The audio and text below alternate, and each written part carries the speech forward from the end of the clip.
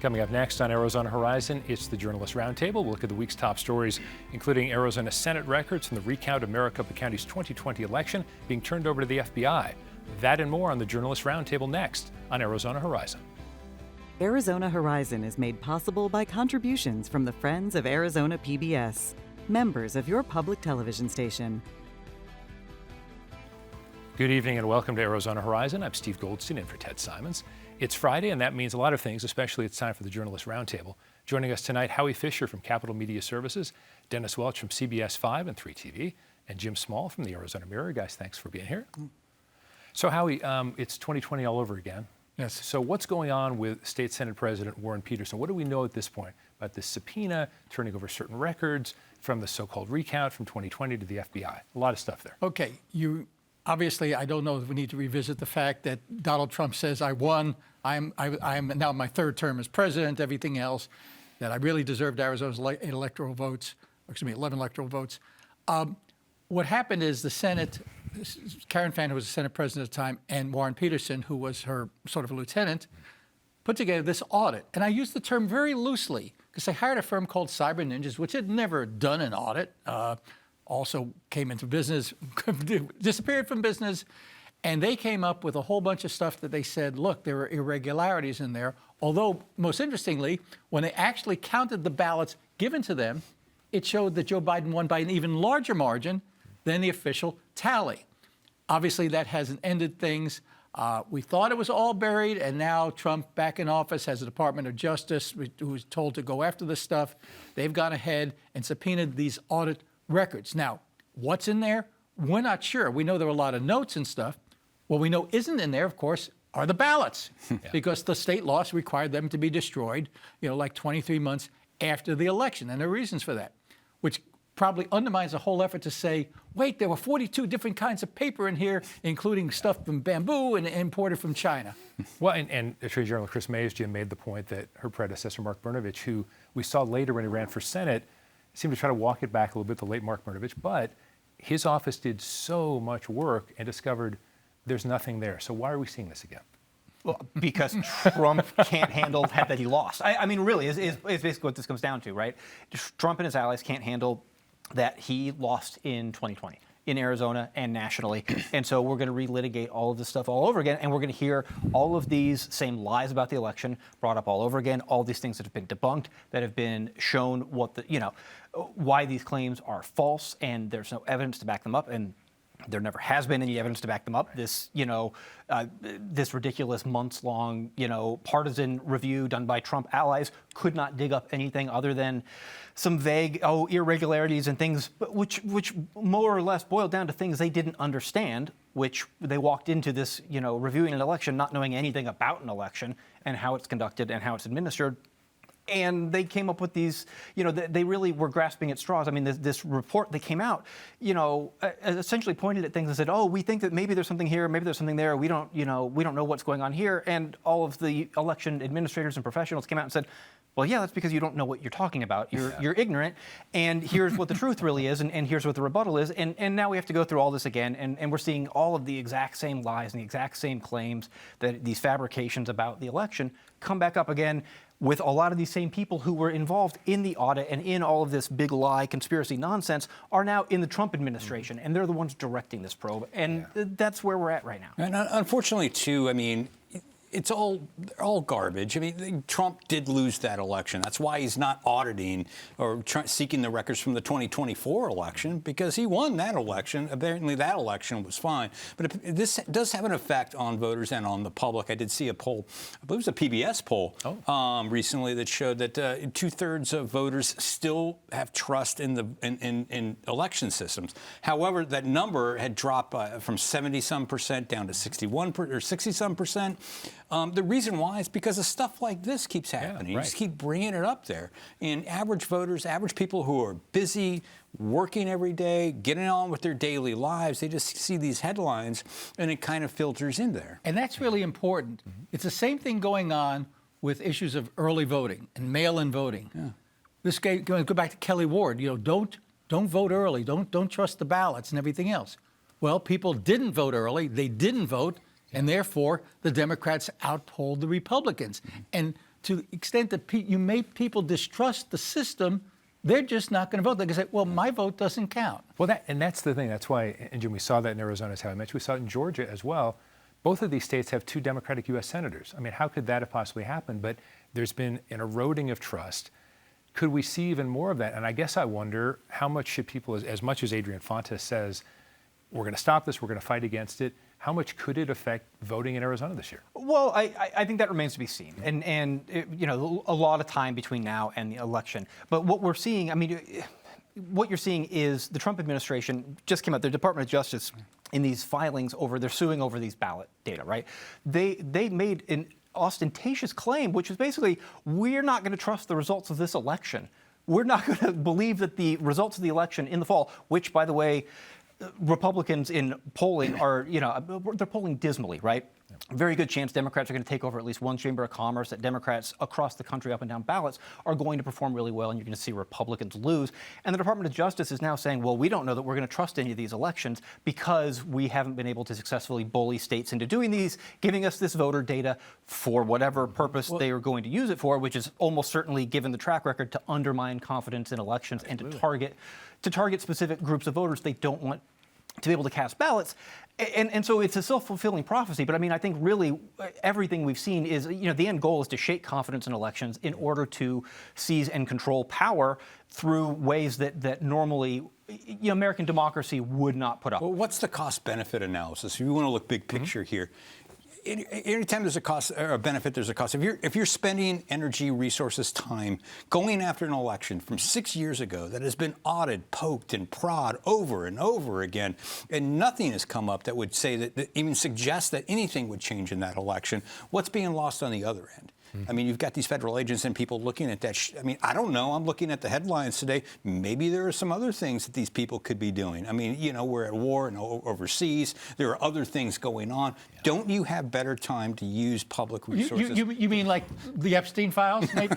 Yeah. Sorry. Well, but Howie, what is it? I mean, we're all going to be skeptical and cynical about all of this, but when do we get to a point where even those who voted for President Trump, legitimately voted for him, not these hidden ballots, are going to say to themselves, is this benefiting anybody except him? Well, I think a lot of them have reached that point. I think a lot of them have said, you know, for the good of the party. I mean, look at, you know, I'm not here to endorse Gina Swoboda.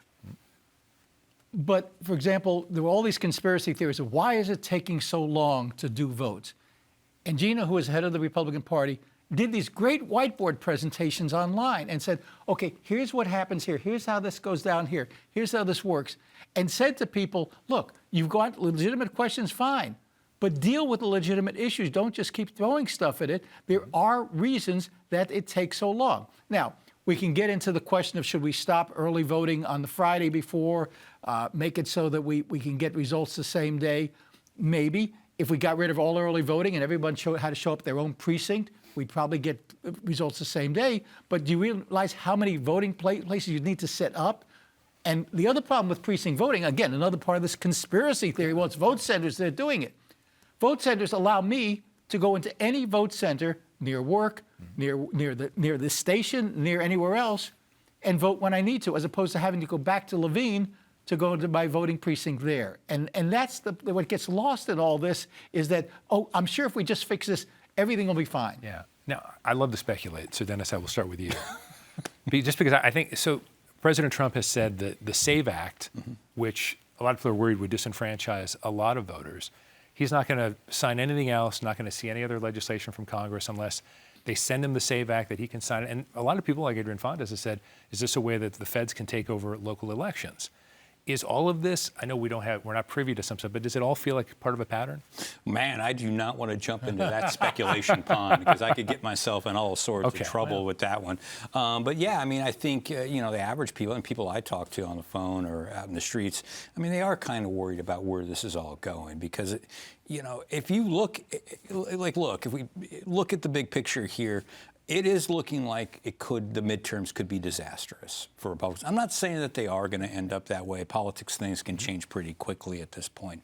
But if you start looking at the number of retirements of Republicans on Capitol Hill, you look at some of the polling data out there, and even some of the analytical stuff. I mean, paying almost $5 a gallon for gas, that can't help the incumbent parties out there. So if they're doing anything with that, I think the president may be kind of concerned about where this is all headed. Well, there's two important points. Number one, Arizona has a SAVE Act. We are one of the few states.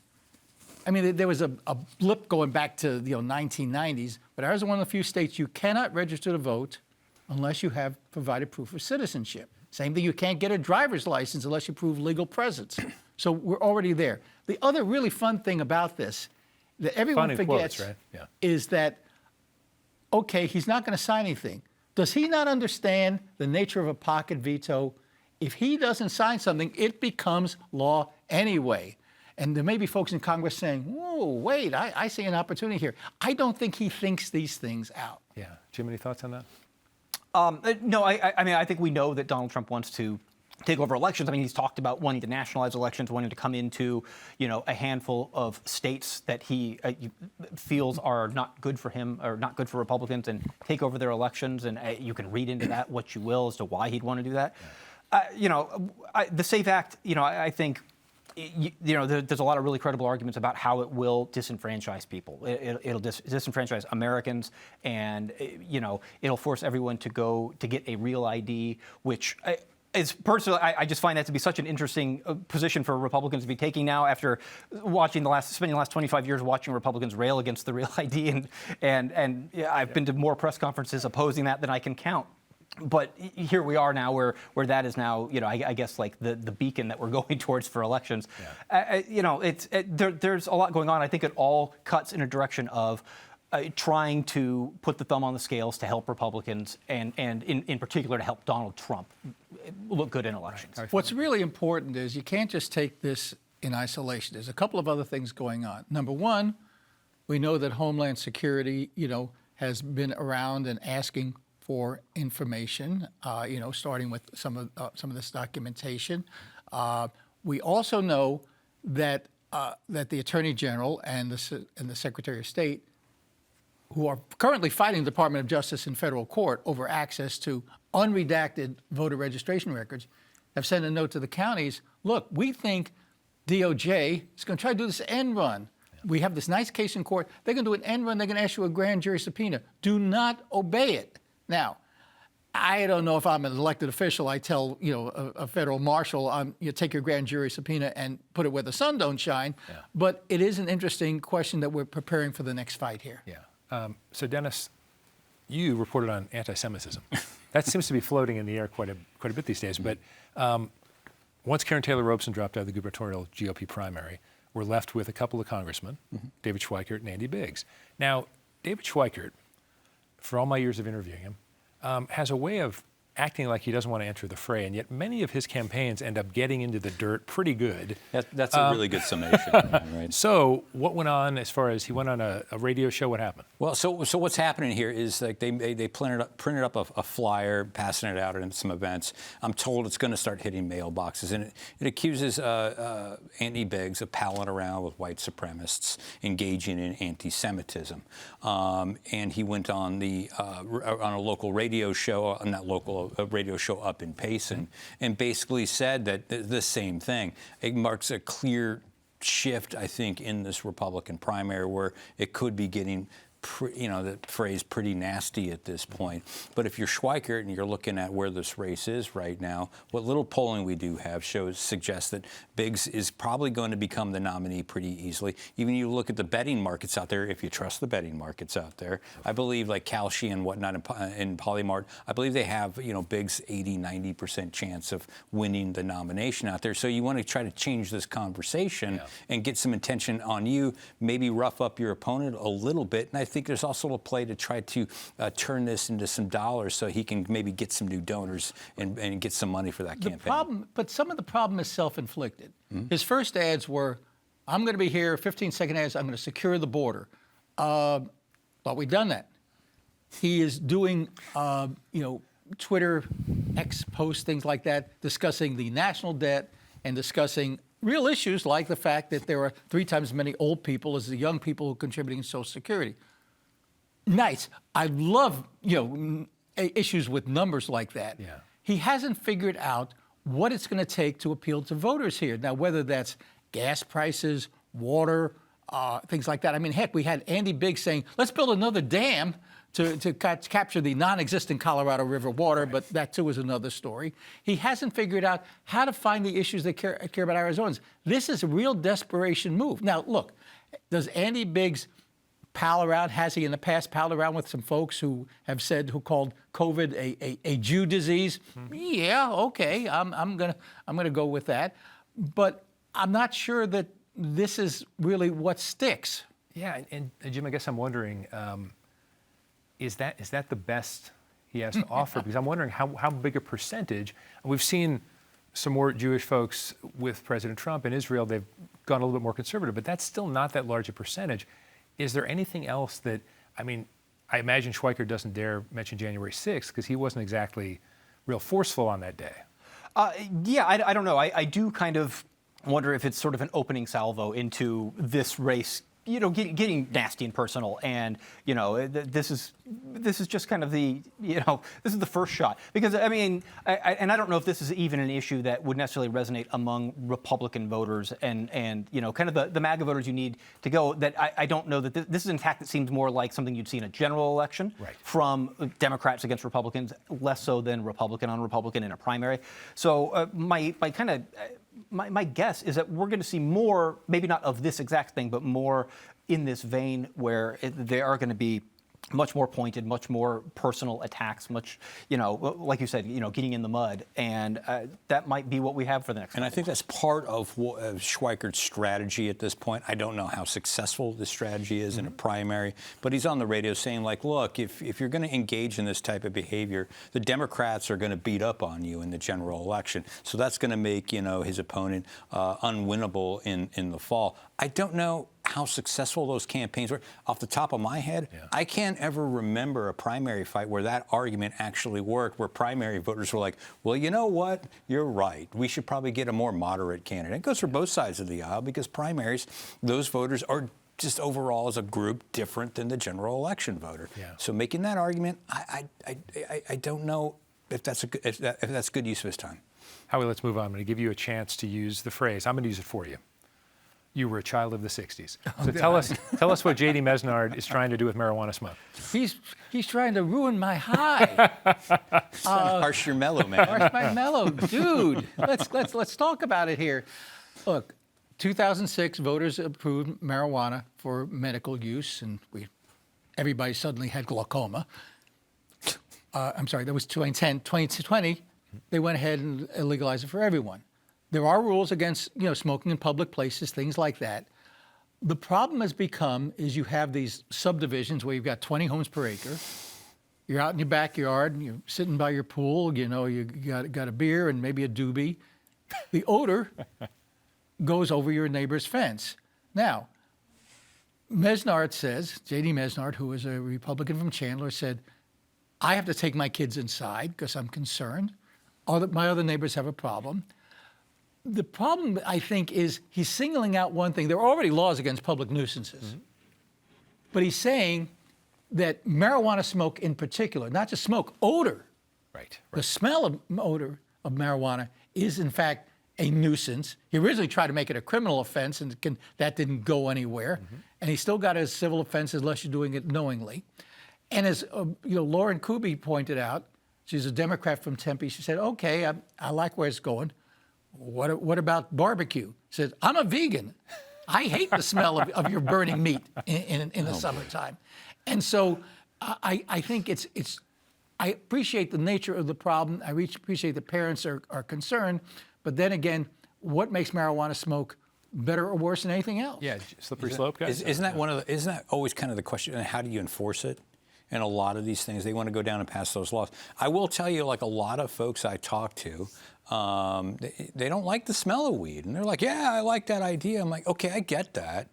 But how are you going to enforce that? And to Kubi's point too, like what other smells are you going to start finding offensive? What other laws do we need out there? Public nuisance laws already exist, as Howie pointed out.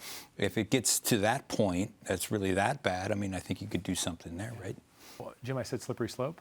I don't know. I don't know. I mean, Tell us this is- about your misspent well, youth. Yeah, this is a prime example of, lawmaker who says someone should make a law. Wait a second, I can make a law about something, something that bothers them. And we've seen this before. This is, J.D. Mesner on this issue is certainly not the first and won't be the last lawmaker to bring, something that bothers them on a personal level to the Capitol and draft legislation and try to change the law in order, in order to accommodate that. But I mean, is it possible that enough constituents called them, or do you think it's more just like, I don't like this, maybe a couple constituents called? We don't really know, I guess. No, I mean, we don't really know, but I mean, certainly it's not uncommon to have people, hear people complain about, like, boy, you go everywhere you go, right, and it smells like weed, and you drive down the road, you walk down your neighborhood, like whatever, and I guess it's just a matter of, like, how much does it bother you? Yeah. And how much energy are you going to, commit to that, as opposed to just going about and, I don't know, living your life and, Yeah. I don't know, yeah, it stinks here, I'm going to go somewhere else. And if your neighbor's lighting up all the time and you're getting that really skunky smell coming over the fence, what's wrong with just talking to your neighbor? Yeah. And going out and It's probably working? bringing a fan out there. Buy them Some Febreze some or, paper towels and some Downy, like college kids used to do. It's very brief, Howie.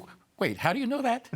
Very brief, Howie. I went to NAU, Howie. Very briefly. Here's the other important thing. Because of the fact that you're nibbling on what voters approved, Do you say nibbling is a munchies? well, I'm the one with the problem here.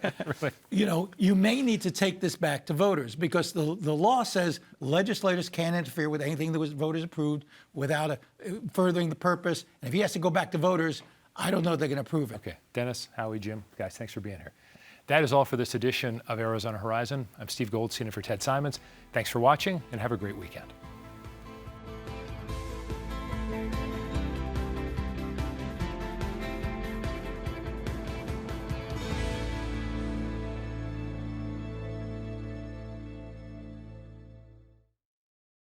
Hello, I'm Alice Ferris, and we hope you enjoyed Arizona Horizon. For more than 40 years, viewers in Arizona have relied on Ted Simons and Arizona Horizon for in-depth coverage of issues of concern to our community. As you are probably aware, federal